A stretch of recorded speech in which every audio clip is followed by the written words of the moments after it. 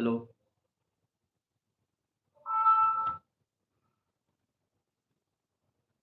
Okay, तो कुछ लोग जॉइन कर दें, फिर हम इसको शुरू करते हैं लाइव को अपनी। और अगर सब कुछ क्लियर हो तो आप अगर कोई प्रॉब्लम हो तो आप टेक्स्ट बॉक्स में बता सकते हैं।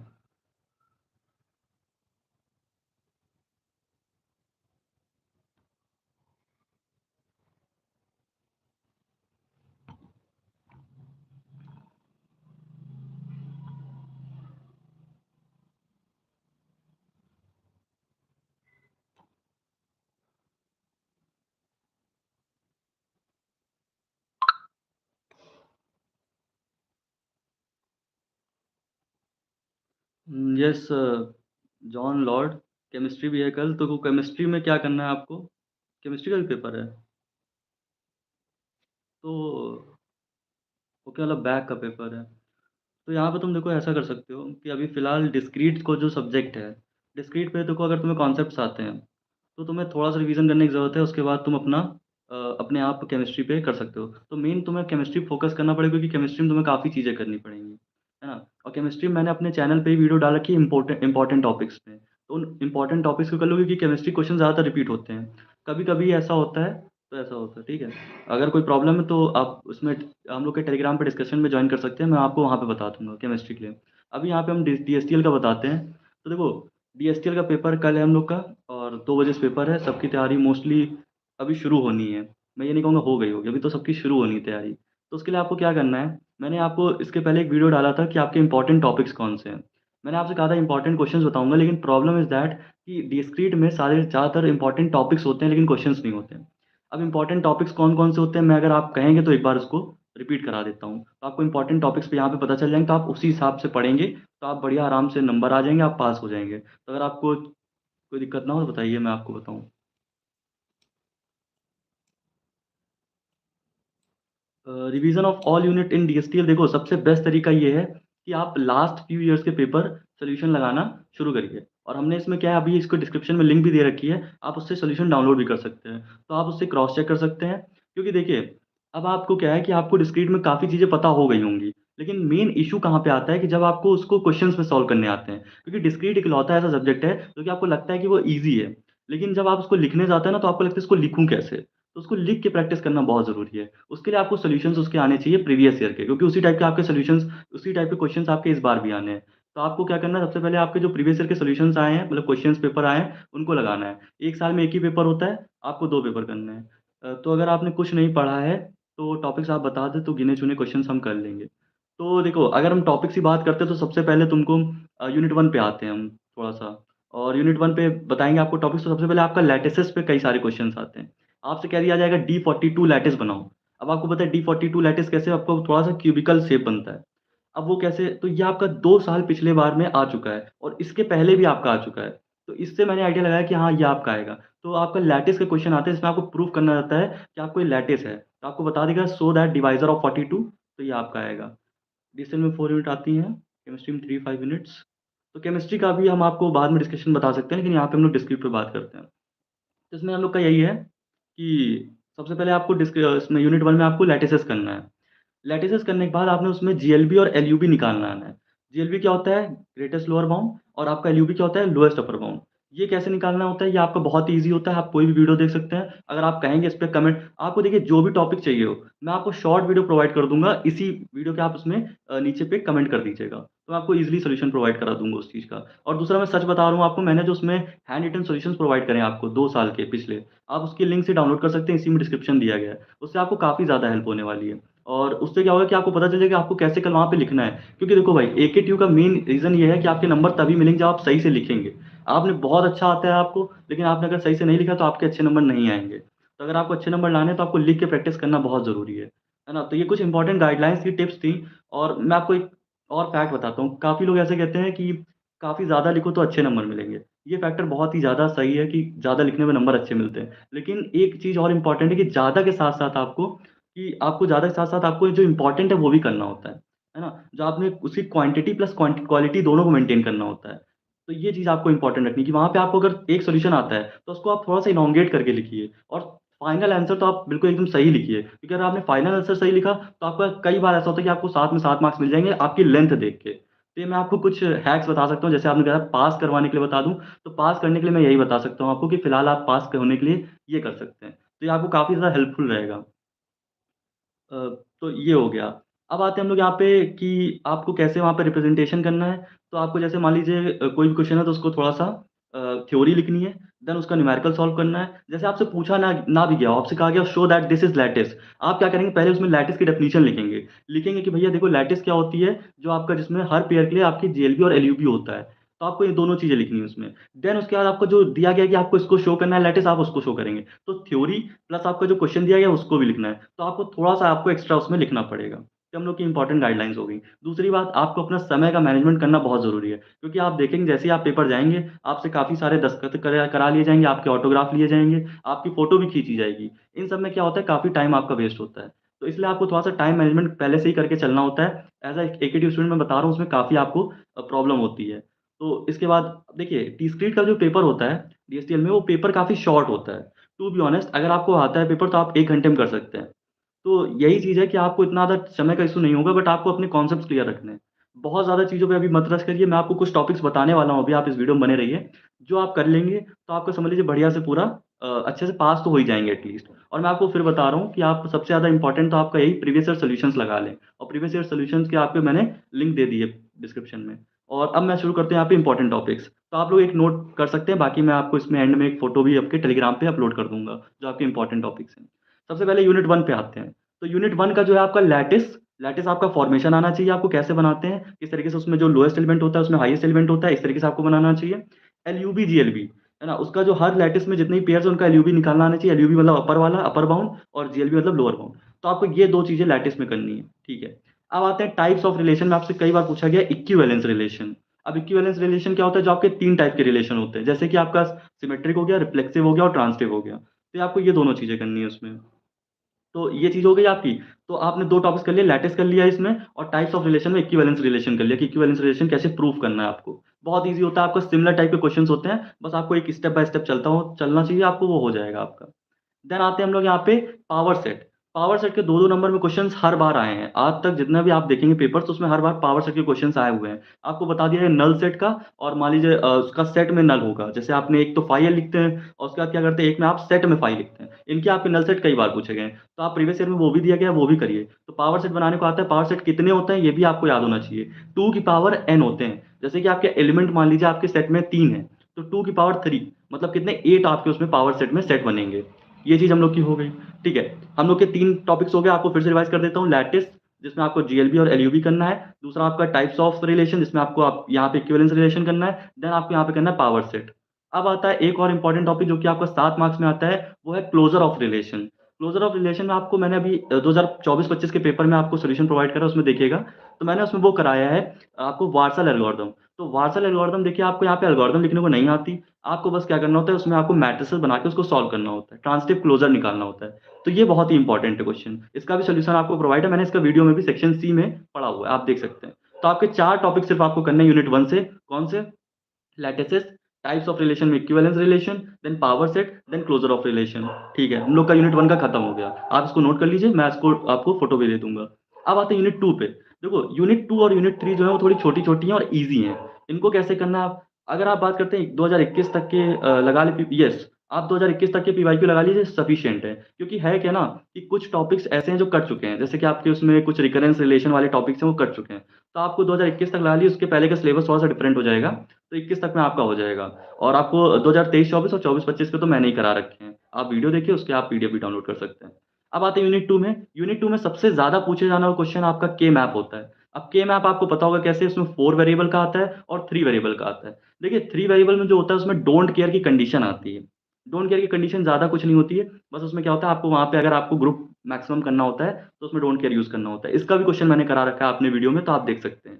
तो आपने क्या करा, सबसे पहले यूनिट 2 में करेंगे आप के मैप। के मैप 3 वेरिएबल और 4 वेरिएबल, इससे ज़्यादा आपको जाने की ज़रूरत नहीं है। तो ये हो गया हम लोग का।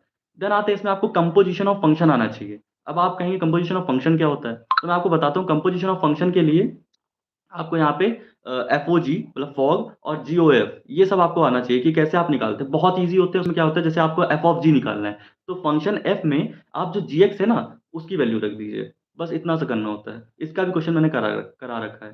तो आपको क्या करना है, यहाँ पे फंक्शन का कंपोजिशन ऑफ फंक्शन कर लेना है। तो ये टॉपिक हो गया। देन थर्ड टॉपिक आता है आपका बूलियन अलजेब्रा।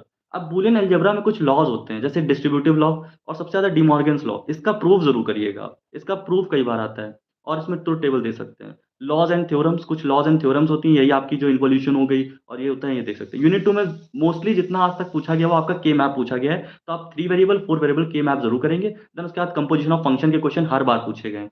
तो आपको ये 2 टॉपिक तो यूनिट 2 में करने ही करने हैं। तो यूनिट 1 में हमने 4 टॉपिक बताया आपको, यूनिट 2 में आपको 2 टॉपिक बताया अभी फिलहाल, के मैप और फंक्शंस। और अगर आपके पास टाइम बचे तो आप इसमें लॉज एंड थ्योरम्स कर सकते हैं। एक और क्वेश्चंस कई बार आ जाता है, जैसे कि आपका आता है कि आपको फंक्शन को प्रूफ करना है कि आपका 1 है, ऑन 2 है। मतलब कि आपका जो फंक्शन है उसमें क्या होता है, 1 और ऑन 2, ये दोनों क्राइटेरिया लाई करने चाहिए। तो आपको ये दोनों कर देना है इसमें। देन हम लोग बढ़ते हैं यूनिट 3 की तरफ। तो हम लोग यूनिट 2 में आप सिर्फ 2-3 टॉपिक कर लीजिए, आपका हो जाएगा। यूनिट 3 में आते हैं आपके प्रेडिकेट लॉजिक। तो देखिए, इसका आपका जो क्वेश्चन होता है, थ्योरी ऑफ इन्फरेंस का क्वेश्चन आता है, जिसमें आपको कुछ स्टेटमेंट दी जाती हैं, उससे आपको कंक्लूजन निकालना पड़ता है। अब वो कैसे आता है, उसके लिए आपको बस कुछ रूल्स होते हैं, जैसे मॉडस पॉमेंस होते हैं, मॉडस टॉलेंस होते हैं, आपका जो एचएस रूल होता है। इस तरीके से आपको कुछ 3-4 रूल्स याद कर लेने होते हैं, वही रूल लगते हैं और उसी से आपका क्वेश्चन एकदम सॉल्व हो जाता है। बहुत ईज़ी होते हैं, ये भी आपको मैंने करा रखा है, तो आप पीवाईक्यू के सॉल्यूशन में देख सकते हैं। तो आपको क्या करना है, पहले प्रेडिकेट लॉजिक और थ्योरी ऑफ इन्फरेंस करना है। थ्योरी ऑफ इन्फरेंस के न्यूमेरिकल हर बार पूछा गया है, तो हर बार पूछा गया, तो आपका इस बार भी आने के चांसेस पूरे-पूरे हैं। अब आते हैं हम लोग यहाँ पे टॉटोलॉजी और कॉन्ट्रडिक्शन प्रूफ करना होता है। देखो, आपको टॉटोलॉजी मतलब होता है कि 1-1 आना चाहिए आपके एंड रिजल्ट में, और कॉन्ट्रडिक्शन का मतलब होता है आपका कॉन्ट्रडिक्शन में आपका 0-0 आना चाहिए। तो इस तरीके से आपका टॉटोलॉजी और कॉन्ट्रडिक्शन आपको निकालना आना चाहिए। ट्रुथ टेबल के हिसाब से आप कर सकते हैं इसको। देन आपका हमेशा ऐसा क्वेश्चन आया गया है कि इनवर्स, कन्वर्स और कंट्रापॉजिटिव निकालिए। अब आपको एक स्टेटमेंट दे दी है, it is raining. It is raining, if it is raining, जैसे कि आपको उसमें कंडीशनल स्टेटमेंट होती है हमेशा, if it is raining then I will take the umbrella. ठीक है? तो यहाँ पे क्या होगा, पहले हम लोगों ने नॉर्मल स्टेटमेंट दे दी पी, इम्प्लीकेशन क्यू। अब आपका यहाँ पे आपको निकालना चाहिए कैसे आपको इन्वर्स इसका निकालेंगे, कैसे आप इसका कन्वर्स निकालेंगे और कैसे आपका कंट्रा पॉजिटिव आएगा। ये आपका 7 मार्क्स का क्वेश्चन कई बार आ चुका है, तो आप आराम से कर सकते हैं इसको। बस मैक्सिमम ये आधे पेज में आ जाता है आपका। तो आपके इसमें अभी तक कितने टॉपिक्स हो गए आपके यूनिट 3 में? थ्योरी ऑफ इन्फरेंस के आपके न्यूमेरिकल आते हैं, जिसमें आपके क्वांटिफायर वाला भी न्यूमेरिकल आता है, जिसमें आपको क्या करना होता है, फॉर ईच, और आपका जो यूनिवर्सल वाला होता है, वो आपको करना आना चाहिए। तो ये दोनों चीज़ें आपको आनी चाहिए। साथ ही साथ थ्योरी ऑफ इन्फरेंस के जो नॉर्मल क्वेश्चन्स होते हैं, जिसमें आपको कुछ कंक्लूजन ड्रॉ करना होता है, वो आना चाहिए। अब आते हैं हम लोग यहाँ पे टोटोलॉजी, कंट्राडिक्शन प्रूव हो जाना चाहिए हम लोग का, तो ये हो गया हम लोग का। अब लास्ट में आपको इन्वर्स, कन्वर्स, कॉन्ट्रा पॉजिटिव आना चाहिए हर स्टेटमेंट का। तो टोटल आपको 4 टॉपिक्स करने आने चाहिए। अब लोग बढ़ते हैं यहाँ पे यूनिट 4 में। यूनिट 4 पे आपको क्या करना है, यूनिट 4 पे आपको एल्बेनियन ग्रुप प्रूफ करना आना चाहिए। ये बहुत इंपॉर्टेंट क्वेश्चन है, कई बार पूछा गया एल्बेनियन एल्बेनियन सो कभी-कभी हो जाता है ऐसा, तो कई बार आपको ऐसा करना होता है कि अल्बेनियन ग्रुप आपको उसमें प्रूफ करना होता है। तो इसमें आपका अल्बेनियन ग्रुप जो होता है, वो आपके 5 उसमें प्रॉपर्टी सैटिस्फाई करनी चाहिए। आपको पता होगा उसमें क्लोज़र होती है, आपकी एसोसिएटिव होती है, कम्यूटेटिव होती है, आइडेंटिटी होती है और इनवर्स होती है। तो ये चीज़ें आपको प्रूव करनी आनी चाहिए। तो इससे क्या आपका अल्बेनियन ग्रुप प्रूव हो जाता है। तो ये क्वेश्चन 7 मार्क्स में कई बार आया है, इसको करके जाएँगे। देन आपका ग्रुप का क्वेश्चन आते हैं। आपको कंपोज़िशन टेबल बनाना आना चाहिए, जिसमें आपको क्या होता है, अगर प्लस का आपका बाइनरी रिलेशन तो प्लस पे आप लिख पाएँ। बेसिकली आप, मैं आपको सच बताऊँ, तो आप इ इसके लिए आप हमारी बस ला जो हमने 4-5 वीडियो अपलोड करी हैं अभी तक, उसमें आपके पीवाईक्यूज़ कराएँ। उसमें मेजॉरिटी सारे वैराइटीज़ कवर कर दिए मैंने। तो आपके पास बस इतना सा थोड़ा-सा टाइम निकालिए आप, मोस्टली आपको लगेगा 1 टू 2 आवर्स। उसमें आपके सारे जितने वीडियोज़ हैं खत्म हो जाएँगे। आपको जो मैं बोल रहा हूँ ना यहाँ पे टॉपिक्स, आपको पता चल जाएगा हाँ, इसका क्वेश्चन कैसे आया है, और उसमें मैंने प्रॉपर समझाया भी इसको डिटेल में। तो आप इसको कर लेंगे, ठीक है? तो यहाँ पे अल्बेनियन ग्रुप, आपका साइक्लिक ग्रुप पे क्वेश्चन्स आया कि साइक्लिक ग्रुप आपको बताना है कि साइक्लिक ग्रुप क्या है। तो देखो, साइक्लिक ग्रुप वो होता है जैसे कि तुम्हारा एक एलिमेंट है, उससे आप सारे एलिमेंट जनरेट कर पाएँ सेट के, तो उसकी पावर करके। जैसे आपका 3 है, 3 की पावर 0 1, 3 की पावर 1 3, तो इस तरीके से अगर आप पावर करते जाएँ तो आप सारे एलिमेंट जनरेट कर पाएँ, तो वो साइक्लिक ग्रुप है। तो इस तरीके से आपको उसमें भी मैंने इसका भी क्वेश्चन आया 2024-25 और 23-24 में। अब आते हैं यहाँ पे सब ग्रुप का क्वेश्चन आया कि भैया एक आपका, एक दिया है कि आपका सब ग्रुप है इस ग्रुप का, तो आपको इसको प्रूव करना है कि ये सब ग्रुप है। तो ये आपके 4 टॉपिक्स हैं इसमें, Albanian group, group, cyclic group और सब ग्रुप। तो आपके 4 टॉपिक्स हो गए यूनिट 4 में। अब आते हैं यूनिट 5 में। यूनिट 5 में देखिए, एक 100% क्वेश्चन बताता हूँ आपको, जो आएगा ही आएगा कल पेपर में, वो आपका है पिजन होल प्रिंसिपल का। पिजन होल प्रिंसिपल का क्वेश्चन इतना ईज़ी होता है, आपको कई बार पिजन होल प्रिंसिपल लिखना होना चाहिए, आपको जनरलाइज़ पिजन होल आना चाहिए। साथ ही साथ उसमें बस क्या होता है, आपको ceiling of n divide by k का फॉर्मूला होता है। उसमें क्या होता है, आपको जैसे मान लीजिए आपके 13 आपके लोग हैं और 12 आपके मंथ हैं, बर्थडे निकालना है, तो 13 डिवाइड बाय 12 करेंगे आप, तो आपका 1 पॉइंट समथिंग आएगा, तो उसको सीलिंग लेंगे तो आपका आ जाएगा 2। तो इस तरीके से क्या होगा आपका, ये खत्म हो जाएगा। तो पिजन होल का प्रिंसिपल का न्यूमेरिकल आपका आएगा यूनिट 5 में कल। एग्ज़ैक्टली कबूतर। तो कबूतर का ही यहाँ पे इतना अजीब-सा लॉ है, ये लॉ ऐसा कहता है कि मान लीजिए आपके पास 5 कबूतर हैं और आपके पास 4 उनको रखने के लिए जगह है। तो ऑब्वियसली इतना तो हम लोग को ही पता है कि एक पिजन को एक किसी होल में 2 पिजन रखने पड़ेंगे। बस इसी चीज़ का लॉ बना दिया है। ऐसे लॉ तो हम लोग खुद ही बना देंगे भाई। इंजीनियर्स हम लोग ऐसे लॉ तो बना ही सकते हैं। तो यही चीज़ है। देन इसमें एक और क्वेश्चन पूछा गया है बाइपार्टाइट एंड कंप्लीट ग्राफ पे। तो बाइपार्टाइट ग्राफ जिनको हम लोग 2 पार्ट में डिवाइड कर पाएँ, वही हम लोग के बाइपार्टाइट ग्राफ होते हैं। आपको ये करना आना चाहिए बाइपार्टाइट ग्राफ और कंप्लीट ग्राफ भी होता है जिसमें आपका आप किसी भी एज से किसी भी एज तक जा सकते हो, मतलब किसी वर्टिसेस से किसी भी वर्टिसेस तक जा सकते हैं, सब कुछ कनेक्टेड होगा, तो आपका कंप्लीट ग्राफ हो गया। तो ये दोनों चीज़ें आपको आनी चाहिए। देन प्लेनर ग्राफ के क्वेश्चंस कई बार आए कि आपको प्रूव करना है प्लेनर है। प्लेनर मतलब क्या होता है कि आप हर एक एज को ट्रैवर्स कर पाएँ, पर कोई भी एज ऐसे क्रॉस ना हो, इंटरसेक्ट ना हो। तो आपके 3 टॉपिक्स यूनिट यूनिट 5 में है, pigeon hole principle, bipartite graph and complete graph और उसके बाद प्लेनर ग्राफ। तो आपको यूनिट 5 का भी हो गया। तो इस तरीके से बस आपको इतने टॉपिक्स करने हैं और इतने से आपका सारा डिस्क्रीट का तो हो जाएगा। और ये तो मैंने आपको टॉपिक्स बताए, क्वेश्चन मैंने इसीलिए नहीं बताए क्योंकि क्वेश्चन्स आपको प्रीवियस ईयर के ही लगाने हैं और प्रीवियस ईयर के ही क्वेश्चन्स कई बार रिपीट होंगे। आपको मैं फन फैक्ट बताता हूँ, ये लोग क्वेश्चन्स भी चेंज नहीं करते हैं। अब देखो 2023-24 में जो के में आपका क्वेश्चन पेपर आया तो क्वेश्चन आया था 2 पार्ट आए थे। एग्ज़ैक्टली वो 2024-25 में आया है। अब आप बताइए इससे ज़्यादा क्या ही कर सकते हैं? किस सीक्वेंस में पढ़ना है भैया? तो देखो सीक्वेंस में आपको बात करूँ तो आपको जो ईज़ी लगता हो, लेकिन मुझे पर्सनली यूनिट 3 ईज़ी लगती थी क्योंकि उसमें थ्योरी ऑफ इन्फरेंस के कुछ ही इकलौते 1-2 क्वेश्चन्स होते थे, उनको करना होता था। थ्योरी ऑफ इन्फरेंस, उनके जो क्वांटिफायर वाले होते हैं वो क्वेश्चन, देन 3 कर लीजिए आप, उसके बाद 2 कर लीजिए। 3-2 दोनों छोटी-छोटी यूनिट्स हैं। 3-5 देखो 3-5 तीनों यूनिट छोटी हैं। आपको ग्राफ वाली यूनिट बहुत ईज़ी मैंने आपको बताया, पिजन होल का ज़्यादातर क्वेश्चन आता है, बाइपार्टाइट और ये कुछ टॉपिक्स मैंने बताए, बस आपको इनको करने हैं। तो आपको करना है कैसे 3-5 देन उसके बाद 1 और 4। अब 1 और 4 में डिपेंड्स ऑन यू कि आप किस ऑर्डर में करना चाहते हैं। तो 1 और 4 में आप उसके उस हिसाब से चेंज कर सकते हैं। तो हाँ, आपने अगर 3 पढ़ी है और अब 5 करने बैठे, हाँ, बिल्कुल सही तरीका है आपका। तो आप उसमें 5 करिए और 5 में आप सिलेक्टेड टॉपिक्स पढ़िए, ज़्यादा मत पढ़िए। आप सिलेक्टेड टॉपिक्स में bipartite graph, complete graph, pigeon hole principle ये आप पढ़ लीजिए। तो मेहनत नहीं करते हैं एकेटी वाले। हाँ, एग्ज़ैक्टली उनको पेपर बनाने में बस ये होता है कि भाई प्रीवियस ईयर का कोई भी उठा लो, क्वेश्चन दे दो। कभी-कभी ऐसा होता है कि वो मेहनत करते हैं तो उनकी मेहनत इतनी खराब हो जाती है कि पेपर कुछ ज़्यादा ही अलग बना देते हैं नेक्स्ट लेवल पे। तो उनसे खुद भी वो सॉल्व नहीं होता तो उसमें वो थोड़ी-सी एवरेज मार्किंग दे देते हैं। तो ये तो एकेटी का भाई रहस्य है कि उनका कुछ भी फिक्स नहीं है, कुछ भी कर देते हैं वो। अब जैसे ये पेपर पोस्टपोन्ड हुआ है, तो मैं कहना चाहूँगा कि अगर पेपर पोस्टपोन्ड होता है, कई बार पेपर उसमें भी टफ होता है। तो इस बारे में आप ज़्यादा उसको लाइटली मत लीजिएगा। तो ये है। और कोई भी डाउट है तो आप मुझसे पूछ सकते हैं। बाकी ये आपके इम्पोर्टेंट टॉपिक्स हैं, इनकी लिस्ट मैं आपको दे दूँगा ये टेलीग्राम पे। और बाकी आपको सीक्वेंस आपको बता ही दिया मैंने 3, 2 और उसके बाद 5 देन आप 1 और 4 कर सकते हैं अपने हिसाब से। और दूसरी बात आप हाँ, पोस्टपोन तो नहीं होंगे, देखो अब कल पेपर है, अब तो पढ़ना पड़ेगा ही। अब तो पढ़ना पड़ेगा ही, अब इसके अलावा कोई हम लोग का एस्केप प्लान नहीं है। केमिस्ट्री का क्या देखो केमिस्ट्री पिछली बार 2024-25 में जब आया था तो बहुत ही टिपिकल पेपर आया था। लेकिन अब इस ऐसा नहीं है, केमिस्ट्री का देखो बैक पेपर देना है तो इतना टफ नहीं आएगा। मैं जेन्युइन बताऊँ, केमिस्ट्री मैंने इसमें करा रखा है आपके इम्पोर्टेंट टॉपिक्स का, है ना? इम्पोर्टेंट टॉपिक्स का आपको उसमें केमिस्ट्री में वीडियो पढ़ा होगा मेरे चैनल पे, आप उसको देखिए। आपको कुछ मॉलिक्यूलर ऑर्बिटल के डायग्राम के वो क्वेश्चन्स आते हैं, कुछ फिक्स्ड क्वेश्चन्स होते हैं। है ना? तो आप उन्हीं क्वेश्चन्स को करिए, उन्हीं से आपका हो जाएगा। जैसे आपका पोर्टलैंड सीमेंट का क्वेश्चन आता है, वो बहुत इम्पोर्टेंट ग्रीन केमिस्ट्री के आपके कुछ प्रिंसिपल्स होते हैं, वो करना है। तो आपको कुछ सेलेक्टेड टॉपिक से आपको केमिस्ट्री में पढ़ना है, कोई भी सब्जेक्ट हो देखो, मैं आपको बताऊँ, आप एक एज़ अ इंजीनियर सोचें, अब आप ये मत सोचिए कि आप स्कूल में हैं कि आप सारा सिलेबस खत्म करेंगे। अब आप रात वाले हैं, एक रात वाले हैं, तो उसी हिसाब से आपको काम करना है। सिर्फ़ आपको कुछ टॉपिक्स पढ़ने हैं और उससे आपका पेपर अच्छा जाएगा अगर भगवान चाहेंगे तो। और नहीं तो फिर तो अगर देखो मैं तुम्हें सिंपल सी बात बताऊँ, इतना ज़्यादा टेंशन भी नहीं लेनी। अगर तुम नहीं कर पाए, मान लो पेपर बहुत ज़्यादा टफ आया, ठीक है? पेपर बहुत ज़्यादा टफ आया, तो जो बंदा पढ़ के गया है ना, वो भी नहीं कर पाएगा। तो जब कोई कर ही नहीं पा रहा है उस पेपर को, जो पढ़ के गया है, तो इससे अच्छा तो जो नहीं पढ़ के गया एटलीस्ट रिलैक्स माइंड से तो गया ना, तो तुम उतना ही पढ़ के जाओ जितना हर बार पूछा जाता है, इससे ज़्यादा तुम्हें दिक्कत नहीं होगी। पाइथन भी बिल्कुल पाइथन भी कराएँगे, इसके बाद हम लोग का टारगेट पाइथन का ही है, पहले डिस्क्रीट का पेपर अच्छा होना चाहिए तुम लोग का। और उसके लिए आपको क्या करना है, मैं फिर से बता रहा हूँ, आपको लिख के प्रैक्टिस ज़रूर करनी है, आपको सॉल्यूशंस ज़रूर देखने हैं, कि कैसे आपको वहाँ पे लिखना है। अगर आपने उल्टी-सीधी तरीके से लिखा तो आपको मार्क्स भी उल्टी-सीधी तरीके से मिलेंगे। तो ये चीज़ इम्पोर्टेंट है। और कोई भी डाउट हो तो आपको पूछ सकते हैं मुझसे, एकदम मैं यहाँ पे कोई भी ऐसा फैब्रिकेट करके नहीं बताऊँगा, आपको एकदम रॉ फैक्ट रखूँगा। एकेटीयू के बारे में तो पता ही है एट लीस्ट, उनके पेपर का कुछ भरोसा नहीं है। कोई डाउट है किसी को?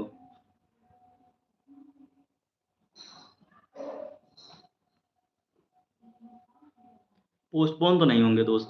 अब पोस्टपोन होने के तो चांस रह ही नहीं गए हैं बिल्कुल। तो मतलब 110% आप पोस्टपोन नहीं होंगे, क्योंकि आज क्या था, कुछ लोगों के पेपर थे वो हो रहे हैं और आगे भी पेपर लोगों के होंगे, तो पोस्टपोन होने का कोई चांस नहीं है। तो आप पोस्टपोन होने के दिमाग से निकाल दीजिए, पढ़ना शुरू कर दीजिए। देखो, डिस्क्रीट का पेपर जनरली जो ऐसा आता है कि आपका मॉडरेट लेवल पे आता है। जिसने जिसने मतलब लाइक कम पढ़ा होता है उसके लिए मॉडरेट लेवल पे, जिसने अच्छे से पढ़ा होता है उसके लिए तो आराम से मतलब ईजी लेवल पे आता है। हार्ड तो कभी कभी आता है। एग्जैक्टली, डिस्टियल प्री वाईक्यू कर लो, पास हो जाओगे। यही चीज मैं भी कह रहा हूँ, क्योंकि प्री वाईक्यू रिपीट होने के चांसेस बहुत ज्यादा हैं। और तुम लिटरली तुम देखो सॉल्यूशंस कितने छोटे छोटे क्वेश्चंस होते हैं उसमें डिस्क्रीट में। कल पेपर इजी होगा। देखो भैया, मैनिफेस्टेशन करना जरूरी है। आपको मैनिफेस्टेशन यही करिए, आप सोचिए कि कल पेपर इजी आएगा। अगर कल आप ऐसा सोचेंगे तभी पेपर इजी आएगा, और अगर नहीं सोचेंगे तो फिर तो कुछ भी हो सकता है। एकेटीयू ऐसा ही है, देखो उसमें कुछ भी प्रिडिक्शन नहीं चलता। लिटरली बता रहा हूँ, चाहे जितने तुम अच्छे अच्छे यूट्यूब चैनल्स या कुछ भी देख लो, मैं बता रहा हूँ उसमें क्या है, आप किसी भी चीज़ को प्रिडिक्ट नहीं कर सकते। पोस्टपोन्ड होगा, मतलब थोड़ी देर पहले तो पता चल जाता है, लेकिन स्टिल ऐसा कुछ नहीं कह सकते कि भाई पेपर कैसा आएगा, पेपर टफ आएगा, चेकिंग कैसी होगी, कुछ भी। चेकिंग तो क्या ही होती है, तुम लोग तो जानते ही हो।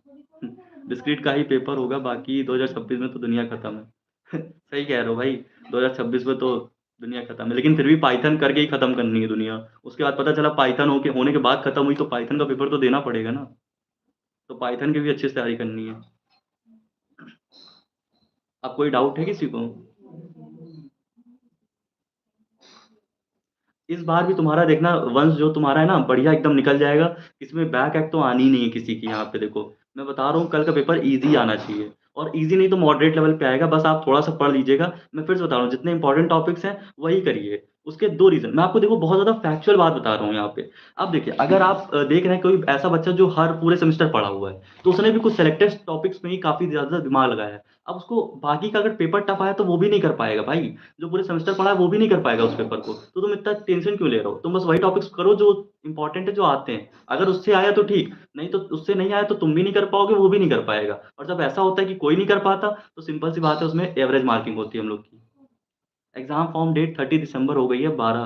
तो देखो, हो सकता है भाई ऐसा कुछ लोग के जो एग्जाम बाद में होने हैं, उनके उनके लिए हो कि आपका जो 30 दिसंबर तक आप फॉर्म ओपन हो। जैसे कि मान लो कुछ ऐसे लोग होंगे जिनका फर्स्ट पेपर ही 30 के बाद हो, क्योंकि अलग अलग उसका ब्रांच का अलग अलग टाइप से होता है। इजी आना चाहिए, जल्दी ले रहे हैं पेपर, हार्ड बात तो सही, इजी आना चाहिए, पर कुछ कह नहीं सकते। 2 घंटे पहले एग्जाम फॉर्म भरो और दो। हाँ, इंस्टेंट सर्विस है इनकी। ये थोड़ा सा स्विगी और जोमेटो, स्विगी और इंस्टामार्ट और इस तरीके से थोड़ा सा इनसे इंस्पायर्ड है कि आपको इंस्टेंट सर्विस दे।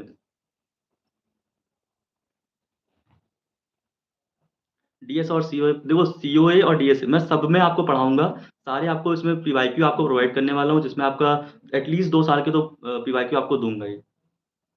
सारे सब्जेक्ट कवर कराओ, यस। मैं बिल्कुल कोशिश करूंगा कि आपको ज़्यादा मैक्सिमम से मैक्सिमम बेनिफिट दे पाऊँ। और मैं आपको हर एकदम एग्जैक्टली बताऊं, तो आपके लिए पीवाईक्यूज बहुत ज़्यादा बेस्ट हैं। एटलीस्ट एक के स्टूडेंट के लिए तो मैं गारंटी ले सकता हूँ कि अगर आपने पीवाईक्यूज करें हैं लास्ट 3 to 4 पेपर्स के, तो आपका पेपर अच्छा जाएगा। अगर आपने एकदम शिद्दत से करा, ऐसा नहीं कि भाई बस देख लिया आपने वीडियो, उसका सोल्यूशंस लिख के नहीं देखे, या फिर आपने अच्छे से उसको पढ़ा नहीं। अगर करा तो आपका बढ़िया होगा।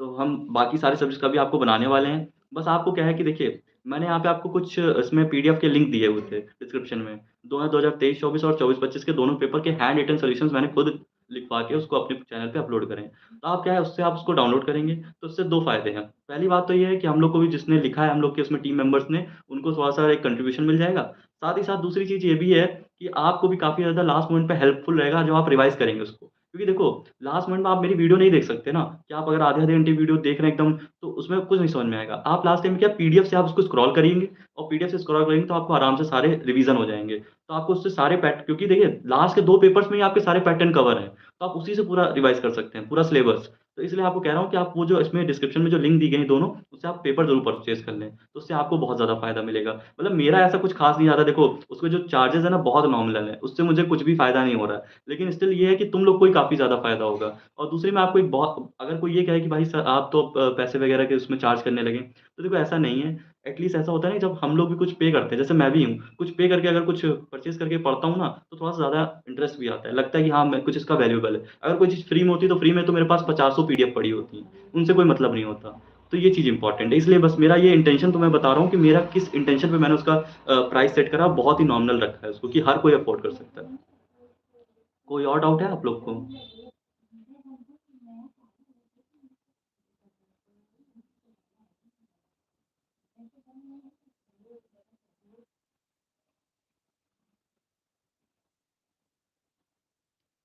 यस, तो इतना ही चार्ज है इसका और इसीलिए मैंने इसको इतना नॉमिनल रखा है कि कोई भी ऐसा ना कह पाए नहीं सर ये बहुत ज़्यादा कॉस्टली है इस तरीके से। मैं कोई बैच-वैच अभी नहीं शुरू कर रहा हूँ।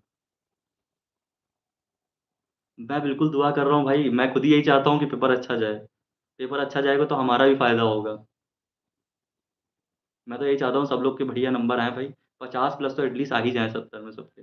लेकिन मैं तेको एक बहुत ही लास्ट में इम्पोर्टेंट टिप दे देता हूँ कि देखो आपको सॉल्यूशन अच्छे से आता हो, उसको इलॉन्गेट करके बढ़िया लिखना और आंसर एकदम अच्छे से हाइलाइट कर देना। देखो अगर आपने आंसर सही से हाइलाइट नहीं करा तो आपके नंबर नहीं मिलेंगे। ये चीज़ बहुत ही इम्पोर्टेंट है आपके लिए सोचने वाली, कि आप आंसर हाइलाइट करेंगे, साथ ही साथ आप उसको इलॉन्गेट करके लिखेंगे। आपको आधे पेज का आता है, आप उसको कम से कम डेढ़ से 2 पेज में लिखिए, तभी आपको नंबर मिलेंगे। तो ये चीज़ आप याद रखेंगे तो आपको दुआ करने की ज़रूरत ही नहीं पड़ेगी, आपके नंबर अच्छे मिलेंगे। आपसे पूछ देखो मैं आपको बताऊँ, आप कुछ भी पढ़े हैं, आपने मान लीजिए पूरी डिस्क्रिप्शन में जो-जो पढ़ा है, अगर आपको उससे रिलेटेड भी कुछ पूछा है ना, उस क्वेश्चन में आप वो भी लिख के आइए। लेकिन हाँ, लास्ट में और स्टार्टिंग में थोड़ा अच्छा लिखिए, बाकी बीच में उसका टॉपिक्स का सारा रिलेटेड लिख के आइए। क्यों? क्योंकि भई जो आपने पढ़ा वो कहाँ करेंगे आप? उसको जीवन में कहाँ यूज़ करने वाले हैं आप? तो उसको कहीं नहीं यूज़ करने वाले तो आप उसको यहीं पेपर में लिख के आइए, क्योंकि मैंने पढ़ा है तो मैं लिख के आऊँगा उसको, वहाँ पे उपयोग करके आऊँगा, तभी तो लेंथ बढ़ेगी। तो ये मैं आपको इस एकदम सीक्रेट टिप बता रहा हूँ कि आपको ऐसे ही पेपर की लेंथ बढ़ानी है और पेपर की लेंथ बड़ी होनी चाहिए। मतलब आंसर भी सही होना चाहिए आपका, पेपर की लेंथ भी ज़्यादा होनी चाहिए। अब दोनों एक साथ करने वाले ही एकेटीव स्टूडेंट्स के जो टॉपर होते हैं ना, वो होते हैं। तो आप इतना समझ के चलिए।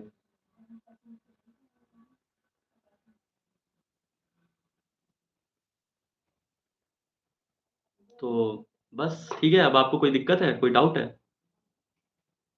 पैटर्न, देखो पैटर्न का तो ये है कि आपको पता ही है मैं आपको सिंपल बताता हूँ 2 मार्क्स के कुछ क्वेश्चन आते हैं 7 क्वेश्चन्स और फिर आपका सेक्शन बी होता है जिसमें 7 मार्क्स के आपके 5 क्वेश्चन्स होते हैं, इसमें 3 अटेम्प्ट करने होते हैं। फिर 7 मार्क्स के आपके उसमें क्वेश्चन्स होते हैं सेक्शन सी में, हर एक यूनिट से 1-1 करना होता है। इसीलिए कह रहा हूँ कि कोई भी यूनिट आप छोड़ नहीं सकते। सेक्शन सी में क्या होता है कि आपको कोई भी यूनिट छोड़ नहीं सकते, क्योंकि आपको हर यूनिट से 1-1 क्वेश्चन सा करना होता है। मैं पिछली बार अच्छे से लिख के आया था फिर भी बैक दिया था। देखो, मैं एक और बात कहूँगा यहाँ पे कि इसमें लक फैक्टर बहुत ज़्यादा इम्पोर्टेंट है। कभी-कभी किसी-किसी बच्चे का लक खराब होता है, लेकिन मैं आपको गारंटीड बता रहा हूँ, अगर आपने सही लिखा है और आपने ज़्यादा लिखा है, आप रीचेक में डालेंगे तो आपके मार्क्स ज़रूर बढ़ेंगे, आपकी बैक हट जाएगी। बट अगर आपने कुछ भी लिखा है और आपने मान लीजिए कुछ ऐसे गड़बड़ कर रखी है, तो आपको रीचेक करने में थोड़ा-सा घाटा है। तो ये है। सेक्शन सी सबसे पहले शुरू करिएगा अगर आपको अच्छे मार्क्स स्कोर करने हैं। रीचेक करवा लो हाँ, रीचेक करवा लो आपका प कॉपी में बढ़िया नंबर मिल जाएँगे दोबारा। ऐसा नहीं होता कि आपने अगर सही लिखा है, तो आपको रीचेक में नंबर ना पड़े। मैंने बहुतों देखे हैं, देखो 21 नंबर आए थे एक के, जस्ट पास था उसमें पीपीएस में, मतलब प्रोग्रामिंग में, वो जो आपके सी प्रोग्रामिंग होती है। भाई साहब उसके रीचेक करने के बाद उसके 52 नंबर हो गए। सपोज़ दैट कि 21 से आपके 52 नंबर्स बहुत होते हैं। देखो मैं आपको बताऊँ 20-21 पेज यहाँ पे कम होते हैं। अब आप कहें आप इस पे कंट्राडिक्ट कर सकते हैं कि ये कम कैसे होते हैं, लेकिन यहाँ पे कम होते हैं। आपको 20-21 नहीं आपको यहाँ पे 28 से 30 पेज लिखने हैं, 32 पेज की कॉपी में। मैं इसीलिए कह रहा हूँ कि कॉपी में ज़्यादा लिखना है तभी लिख पाएँगे आप। जितना ज़्यादा आप लिखेंगे वो बहुत ज़्यादा इम्पोर्टेंट है। उनके वो यही देखते हैं सबसे ज़्यादा पहले। उनको लगता है कि भाई 7 मार्क्स का क्वेश्चन है तो 2 मार्क्स का ऐसे तो लिखा ही होगा तुमने।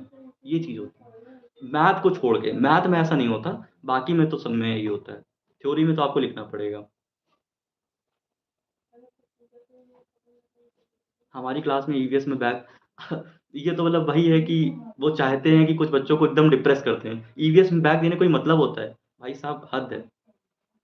ये एकेटीयू स्टूडेंट्स हैं भाई साहब क्या कर सकते हैं। हाँ, जितने पेजेज़ हो उसमें सब कुछ भर के आना तुम। लेकिन ध्यान रखना तुम उसमें भाई जो पूछा गया वो ज़रूर लिख के आना पहले। और उसको जो पूछा गया उसको हाइलाइट करना और जो नहीं पूछा गया उसको लाइक जस्ट कंटेंट बढ़ाने के लिए उसको यूज़ करना। मैं कह रहा हूँ कि तुम इंजीनियर हो तो इंजीनियर की तरीके सोचो और उसी हिसाब से पेपर करो यहाँ पे। अब तुम्हें तो पता है भाई देखो, अब तुम एस्केप प्लान तो कोई नहीं है तुम्हारे पास। तुम्हें यहाँ पे तुम एकेटीव यूनिवर्सिटी में फँस गए हो, तो तुमको यहाँ पे सर्वाइव करना पड़ेगा और सर्वाइव करने के लिए तुम्हें ये सब चीज़ें करनी पड़ेंगी। तो यहाँ पे अब कोई इफ एंड बट तो है नहीं।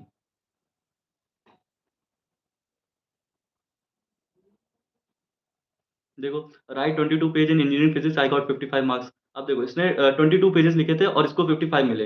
अब क्या है कि ये भी कुछ टीचर्स अच्छे भी होते हैं जो चेक करने वाले होते हैं, कि भाई उन्होंने सॉल्यूशंस देखे इसके, कि इसके सॉल्यूशन सही थे और 22 पेजेज़ भी कम नहीं होते हैं। अब मान लो 15 पेज में लिख दोगे तो ऑब्वियसली कम मिलेंगे, 22 पेज भी ठीक हुए इसके और उसने सही से सॉल्यूशन लिखे तो उसको 55 मिले। लेकिन कुछ टीचर बहुत अजीब होते हैं भाई, जेन्युइन बता रहा हूँ थ्योरी वाले सब्जेक्ट में तो भर-भर के लिख के आना, पढ़ते ही नहीं है। तुम्हारे इक्विटी के टीचर्स तो छोड़ो, आपके कॉलेज के टीचर्स नहीं पढ़ते। यूनिवर्सल जो आपका ह्यूमन वैल्यूज़ और टेक्निकल कम्युनिकेशन का वो होता है आपका पेपर, उसमें देखिए आपकी कैसी चेकिंग होती है। मैथ का टीचर चेक कर रहा है आपका, उसका ह्यूमन वैल्यू का पेपर। आप समझिए कैसे आपका चेकिंग होती है। अब इससे ज़्यादा क्या बताऊँ आपको? हाँ, बीच में क्वेश्चन्स लिखना एकदम बड़े-बड़े, या उनको कई बार ऐसा भी होता है कि वो एक क्वेश्चन में 2 क्वेश्चन चेक कर देते हैं साथ में, तो आपको एक क्वेश्चन के नंबर नहीं मिलते हैं। तो इसलिए आपको बीच में आपको लिखना होता है बड़ा-बड़ा क्वेश्चन 1 ए इस तरीके से। यस। सो आपको ये सब टिप्स फ़ॉलो करनी है, और आपको प्रीवियस ईयर क्वेश्चन्स को राइट करके करना है डिस्क्रीट के पेपर के लिए स्पेसिफिकली, और आपका बहुत अच्छा पेपर जाएगा। आगे मैं क्या करूँगा, और भी आपके जितने सब्जेक्ट्स के आपके होंगे उनके गैप में आपकी वीडियो प्रोवाइड करूँगा। बस आप लोग अपना सपोर्ट बनाए रखें, और अभी मैं यहाँ पे मेरे फ़ोन की बैटरी खत्म हो गई है, तो हम लोग आपसे फिर मिलते हैं। टेलीग्राम डिस्कशन जॉइन कर लीजिएगा आप, उसमें मिलते हैं। बाकी आप कमेंट करिएगा तो उसमें आपको बात कर लूँगा। तो इस लाइव स्ट्रीम को यहीं पे एंड करता हूँ, मिलते हैं हम लोग फिर आगे। तो कोई प्रॉब्लम तो नहीं किसी को? मिलते हैं हम लोग फिर नेक्स्ट टाइम पे। फर्स्ट इंटरैक्शन था, तो आप लोग को अगर कोई सजेशन हो या फिर कुछ ऐसा, तो आप उसको मुझे शेयर कर सकते हैं।